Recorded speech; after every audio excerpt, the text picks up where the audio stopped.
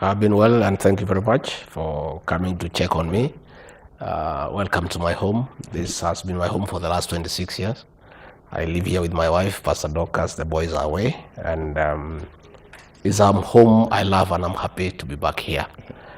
I've been well, I'm good. I have a lot of time to read, to listen to country music, to listen to traditional music, to exercise, to spend time with my children, to spend time with my wife, and again to see friends and have time to reach out to people out of the country. I've not met them for years. I've not had time. It's really a good time for me. Listening to music, you say, and music is part of the things we will be discussing in this discussion. But Your Excellency, the last time we saw you in public, or at least the last time Kenyans had a sight of you physically, was 3 days ago. And that was not a very good sight to behold when you're being taken to your vehicle by a group of youth around you after an attack in Bibirioni. This is in Limuru constituency of Kiambu County. What exactly happened on Thursday? Thank you very much, Ibrahim. First and foremost, I want to thank God Almighty for His grace and mercy that today I'm here talking to you. Because the events of Limuru are very sad, and I've carefully worked out scheme to take away my life was hatched. Worked out by who? And carried out, and it is started with the withdrawal of security officers around me, because when we left Muranga on Sunday, the few officers that were with me, an inspector of police and another inspector and a corporal, were all called and told. One was transferred to Kathiani, another one was transferred to Likoni, and the other one was recalled to SGB. SGB is a unit of the administration police unit that deals with the security of government buildings. And I was left without any officer. The ones who used to guard these residents, about 4 of them, administration police officers, had been withdrawn a week earlier, 2 weeks earlier when we left Embu. So I did not have anybody. And I now see it clearly. The timing of the withdrawal of those officers was to expose me and create stage for an attack on my person.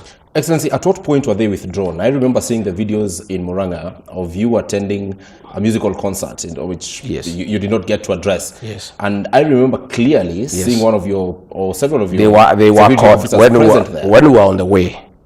They received telephone calls and they were told to report back to their commanding officers. And they reported on Monday. And on reporting, my driver, who is an inspector of police, was transferred to Kathiani. Another officer who would ordinarily be with me, the vehicle, or around me, wherever I am, was transferred to Likoni as deputy OCS. And another very close officer whom I had as a member of parliament for many years, as a corporal of the administration police, was recalled back to the SGB. So this is while you're on the way. But you started this interview by saying that in Limuru, it was a carefully planned effort to eliminate you. I'll come to that. I would really want to know, because that's what you started with. I'll come to that. Who planned it? I'll come to that. So, whoever removed security from me to expose me is government, so that I'm exposed. On arrival in Limuru, I had like 8-10 young people as bouncers, private bodyguards without, none of them was armed.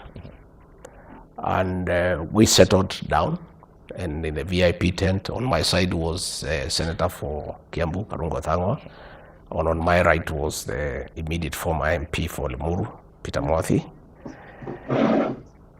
suspiciously, the member of parliament for the area never sat with us.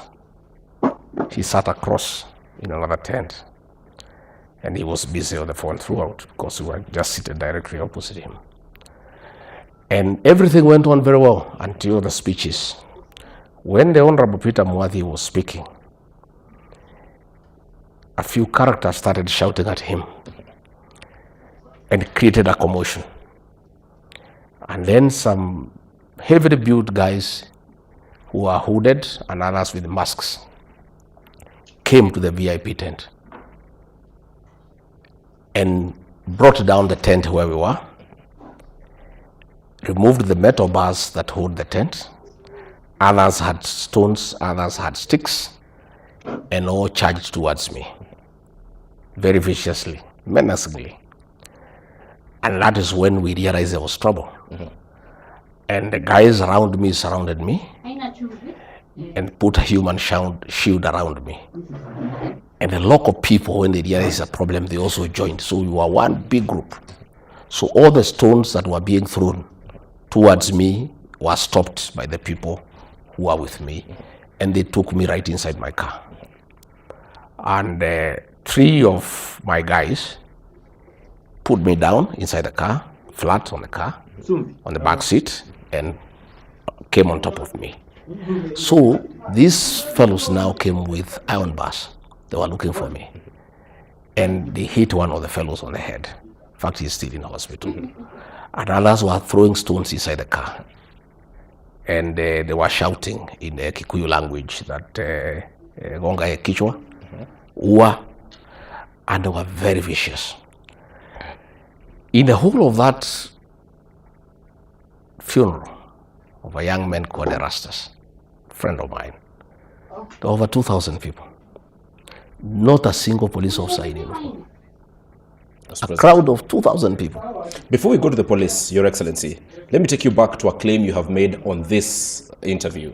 You have said that that was an attempt. Yes. A well planned out attempt. Yes. On your life. Yes. To assassinate you. Yes. In your own words. Yes. You have not given me who planned it. You have made an attempt do you need an answer? Do you need an answer? To suggest that the member of parliament of the area. Do you need an answer? Elsewhere. The member of parliament is that evidence? The member of parliament of the area. There is a video showing the criminals who attacked us. In another video, the same criminals are escorting him to safety. But you need no rocket science. You need no evidence that cannot stand in court. You need no. We are not in a court of law. I'm just giving you the scenario.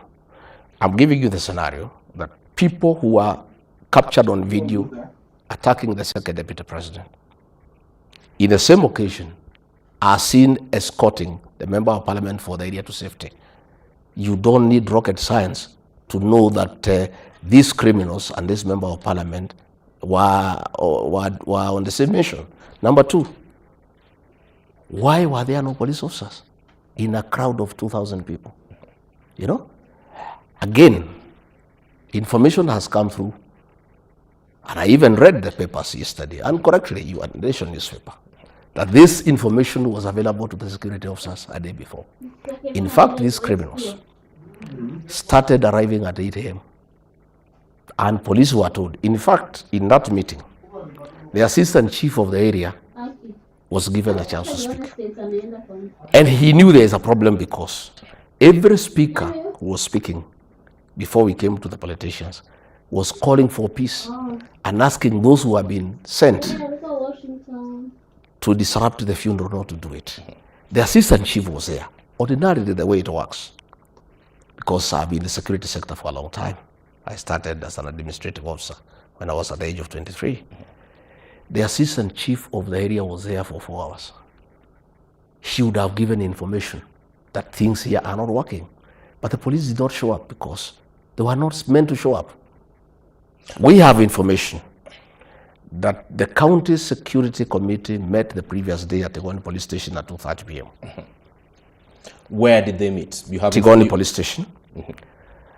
And that is where the communication of a request for the police to allow a safe corridor for the criminals to come and attack the deputy president. Who was in this meeting? Because you're saying The county security team. A county security team County security has a county commissioner, county security has team, a county police commander. is the county the county commissioner, county police commander, county criminal investigation commander, and the intelligence officer. So you're saying these officers of government were present at they were Tivoli police station on the previous day, and that is where the request to allow the criminal safe passage was made, and that is when, in fact, this family has confirmed they had requested for 4 police officers in uniform, okay, which is standard practice. When you have a big occasion, you go to the local police station, you ask, and you pay 4 police officers.